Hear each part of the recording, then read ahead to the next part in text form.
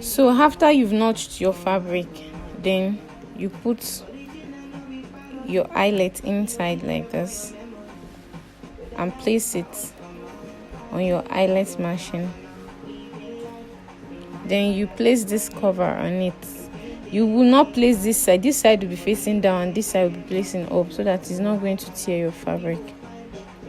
Then you place it like this and then you press with force. Voila, you have your eyelet. That will be all for today. Thanks for watching, guys.